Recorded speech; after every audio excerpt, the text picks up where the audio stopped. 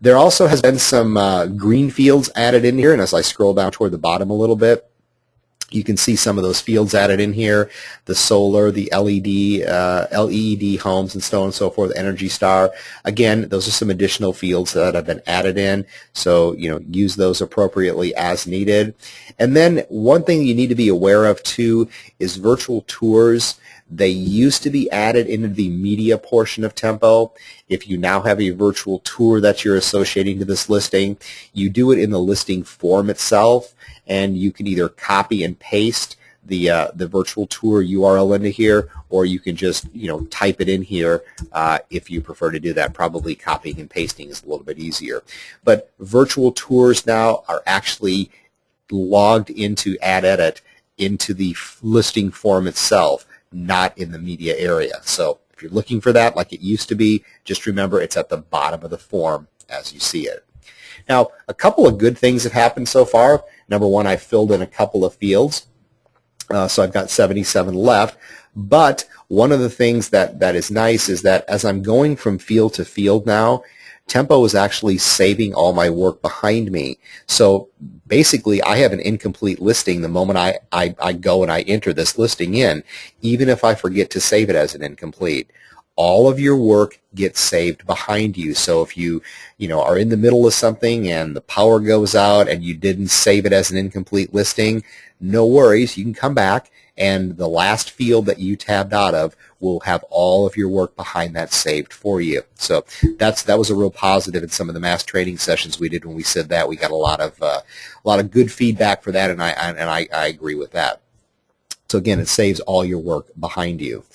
Now, the other thing you need to be aware of is the buttons on the bottom of the screen. The buttons on the bottom of the screen are your action items. And your action items on the bottom of the screen are going to allow you to do things to your particular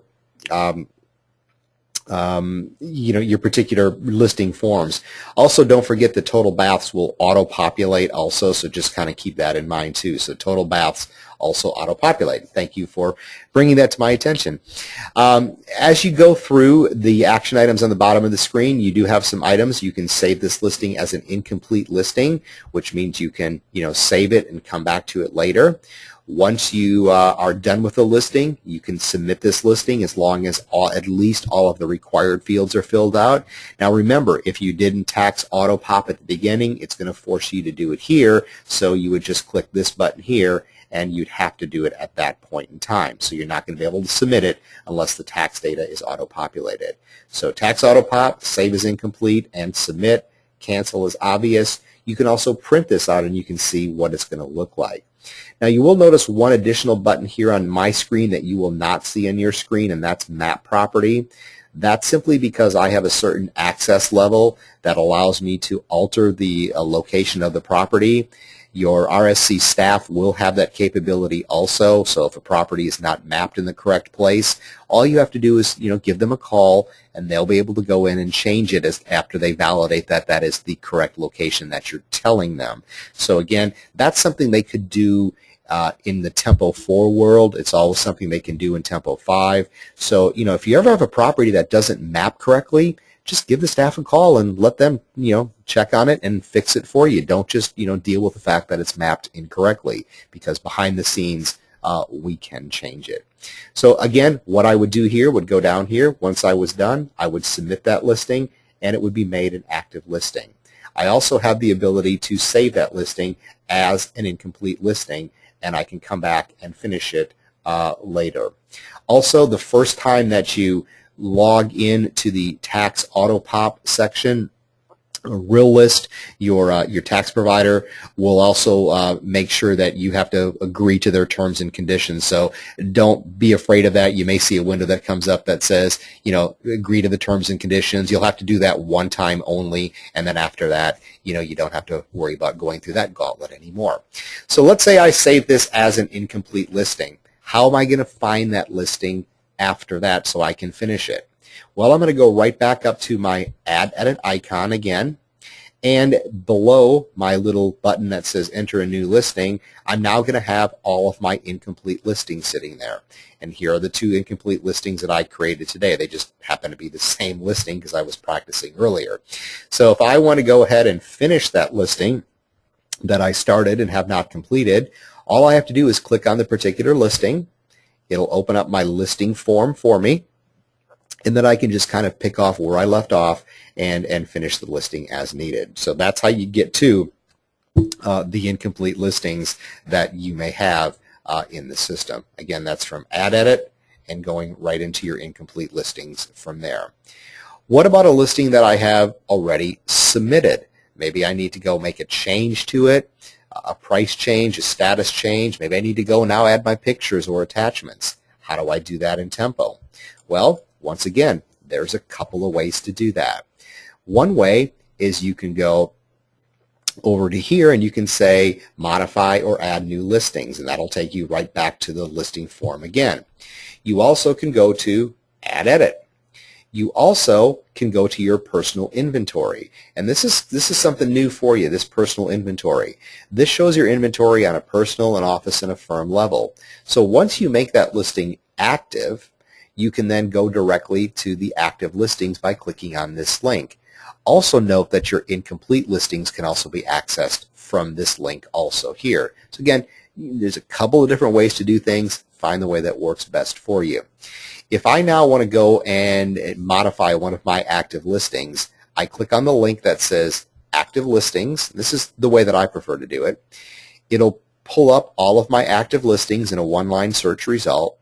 And then if I hover over this little eye bubble that you see right over here, there's a little bubble. It's kind of the information bubble, or I like to call it the easy button. When you hover over that bubble, you will see an icon that has a pen and a paper, and that pen and paper says Edit. Clicking there will take you to the listing. You also can get to that from the details page of Tempo. If you're looking at a detail report, notice there's also an Edit Record button over here again. Now remember, you can only edit listings that you have the permission to edit. So if I click on the Edit Record button from either place, it's going to take me now back into Add Edit again. I have a valid MLS number right now. I have the property already, listed in the system. And now I've got some buttons down here. If I need to make any changes to this listing, like change the status or the price, I simply go to the Edit button, because edit means I want to change something. Click the Edit button. You've seen this form before. If I need to go ahead and change the price, I simply change the price from right here, click Submit, and it will tell me that that price has been submitted by clicking, again, the Submit button. And it'll go off, and my price will be changed. Now, if I need to change the status of a property, this is all done on this same screen. If I need to change from, say, active to under contract, click the status. And when I do that, it's going to ask me for some additional information. It's now going to tell me I have one required field that I need to fill out. So all I have to do is go down and find that required field in the list. Remember, it's highlighted in red. And here it's asking me for the under contract date. So now I have to go in and put an under contract date in, and then I would be able to submit that listing.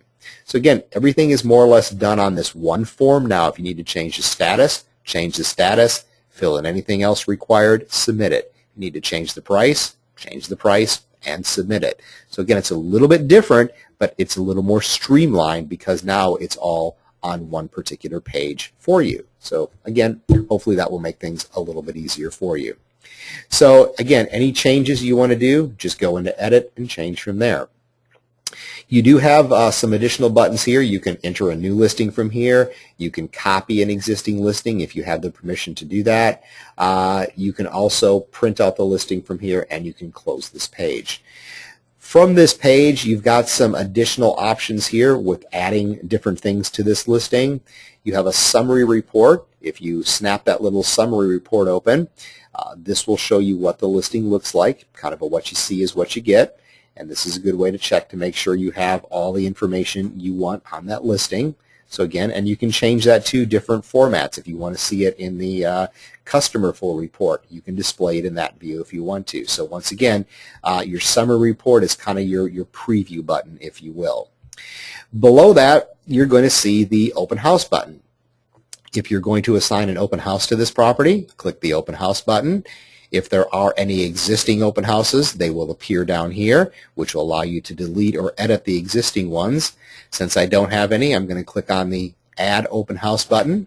And once again, I'm going to fill in anything that's required for the open house information, and I'm going to submit that particular open house. Again, as you're filling this in, remember you've got some calendars here. You've got some start times, some end times you can fill in. You can type your remarks in and your types of refreshments that you may be serving.